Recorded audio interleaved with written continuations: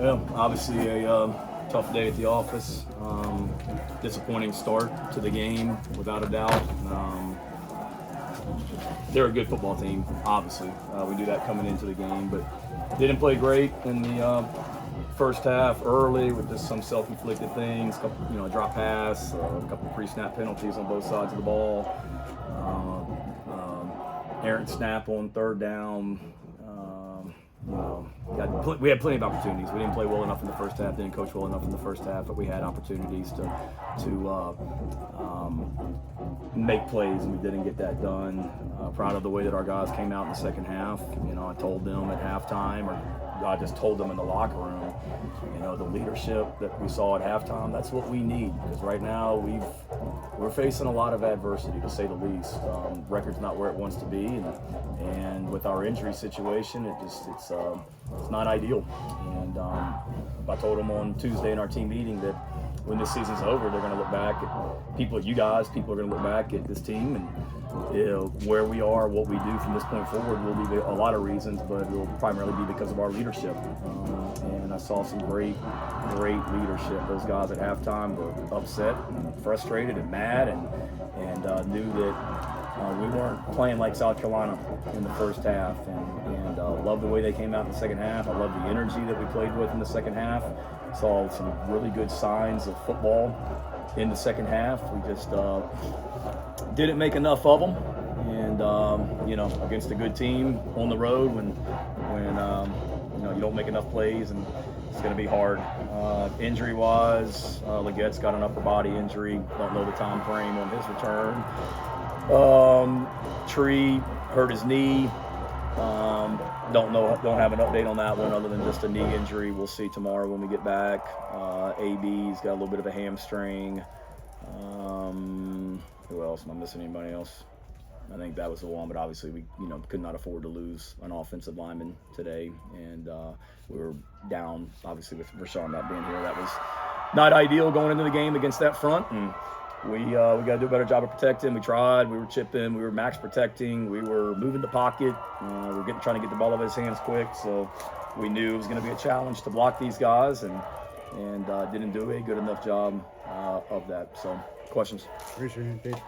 Shane, you mentioned the leadership at the first half, and they didn't play well in the first. Played better in the second. How did you get that back to play that well in the first half, as opposed to having to wait to halftime? Yeah, I don't know. It's something starting with me as the head coach. We were ready to play. That's the thing. I know y'all get tired of me saying this, but we had a fantastic week of practice. We really did, to the point where Thursday in practice, we had to scale back a little bit because they had put so much into practice on Tuesday and Wednesday. And these kids care. They care about one another, and they care about this football program. And they care about the University of South Carolina, and they showed that in the second half. So it wasn't a lack of not being ready to play. We had a great week of practice. We had great energy at the hotel, great focus, loved the mentality before the game. We just, we kind of got on our heels a little bit, I think, offensively in the first half with the pressure that they were putting on Spencer. And they hit some plays on us against our defense that, we were in position to make a play, and we just didn't make a play. And so to answer your question, I got to look at how we're doing things, but I didn't feel like coming into this game that we weren't quite ready to play. We were ready to play. We just didn't make enough plays in the first half, but we need the energy that we played with in the second half. That's what we got to continue to do going forward. Emily? Hopefully with all the expansion and facility projects they're doing here, we can maybe find a better post-game press conference room with that new development that they're doing out here. Shane, on some of those third downs or fourth downs in the red zone, she's going to kick the field goal. Just what was the thinking? Yeah, on all of them. The first one that we kicked, the field goal on the fourth down in the first quarter, I think is what it was. We called the timeout because the wind was swirling out there today. And really, 1 minute it's at your back, the next minute it's in your face. And initially I was going to punt because the wind was in his face. During the timeout, it kind of flipped. And so that was that decision.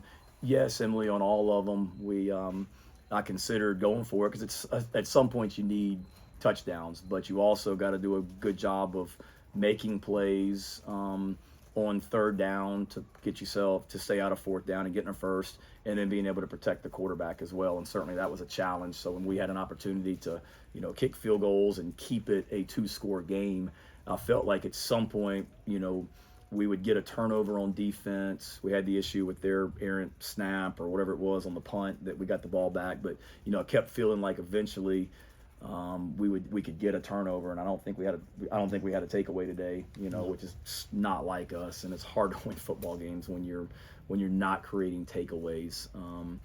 But that was my thinking on that one. Just keeping it a 2-score game.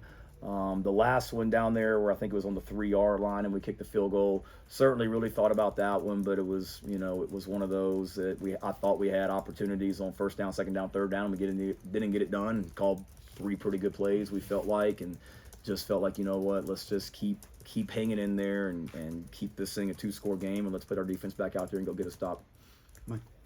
Shane, it's real easy, obviously, on the outside looking in from a defensive standpoint, trying to figure out, okay, what's going on. And I know you haven't watched the film yet, but just from talking to Clayton and some of your defensive players at halftime, what was it? Do you think it was some miscommunication in the secondary at times? I know it's not just on the secondary, but just some of the issues that you think took place in the first half.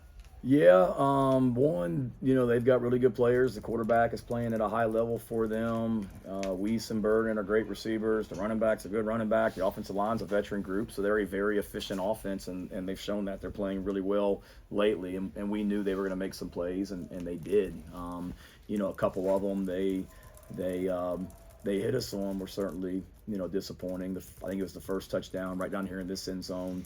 I mean, we were doubling the guy, and we had 2 guys there, and he made a play, and then the other one they hit I think it was a third down play over there on their sideline on like a little inside fade, and we were trying to disguise and get into 2 deep coverage, and the safety was just late getting over there, so it wasn't we simplified, not that we were too complex, but we were very a little bit more, I don't know if basic is the word, but wanted to settle down and allow our guys defensively to focus on disguises in the back end, disguising the coverages, and really emphasize, takeaways. And clearly we didn't do a good enough job of that, taking the ball away.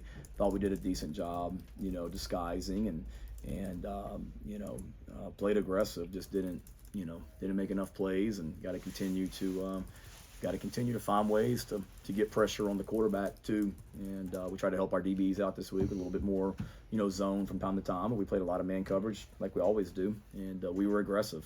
The third down, we brought a 0 blitz, same blitz that we brought last week against Florida. That the guy got out of the pocket and hit Pearsall on the sideline. It was the exact same call, and we hit the quarterback and got a stop on that today. We just didn't get enough pressure on him when we were rushing 4 or rushing 5. Jordan. How tough is Spencer Rattler? Very. Kid gets the living crap beat out of him out there today as well, and just keeps coming back. So proud as heck of him, and proud of all of our guys as well. But Spencer's tough. But we got a lot of tough players on this team as well, mentally and physically. They showed that today. Yeah. Trying to stop the run. I know they did better with that last week. Kind of felt like it took a step back. Is there anything you saw considering what they were doing running the ball? Any more what? I'm sorry, Alan. Anything you saw from what Reserve was doing running the ball that maybe was why the run defense wasn't as good as it was last week? No. The kid's a good player, tough, physical, and I didn't realize. Looks like other than him and the quarterback and the receiver had the carries today. It looks like so. 163 yards and 2 touchdowns. He's a load back there to tackle, and he certainly broke some tackles.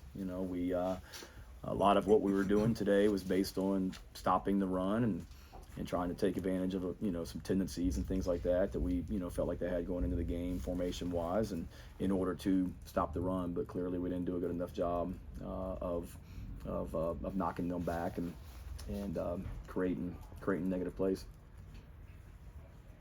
Anything else? Good. All right.